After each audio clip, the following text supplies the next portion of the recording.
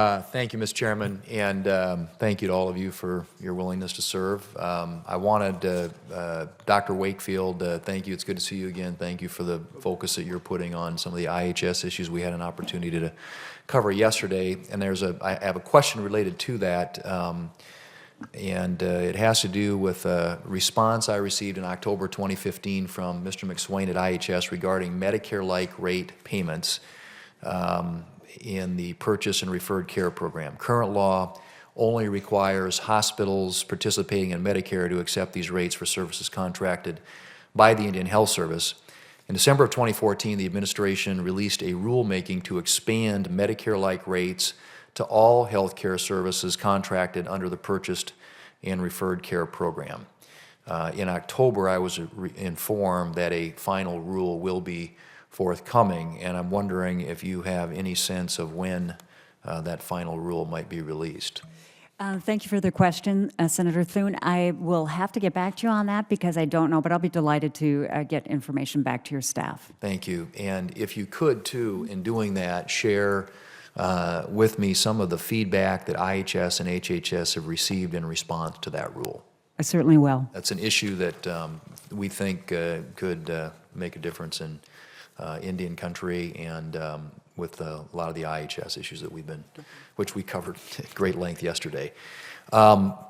Second question has to do with the amount of money that Congress appropriates to IHS that's spent on administrative overhead. One of the things that you perhaps heard, as my staff and I have, is concerns that the tribes have raised about the amount of money that goes into overhead administrative cost as opposed to that's actually reaching the ground and impacting health care.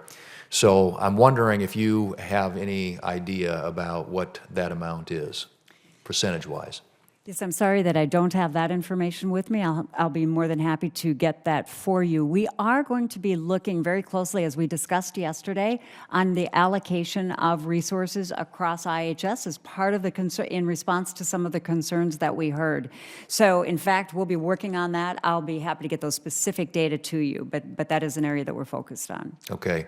I am interested because, you know, the administration on most, in dealing with private insurance companies, they have medical loss ratio requirements where you're not supposed to spend more than 15 to 20% on overhead, and that 80 to 85% of the dollars are supposed to reach beneficiaries in the form of medical benefits. So I think it'd be worthwhile taking a look at just because, again, it's something that we hear quite often from the tribes about how much of this money actually reaches the areas out there that it's supposed to be serving. So if you could enlighten us a little bit on that subject, it would certainly be most appreciated. I'll be happy to do that. I am very focused on efficiency from local to national levels within the IHS, and the Secretary has asked me to devote some specific amount of my time to addressing some of the issues that we heard yesterday.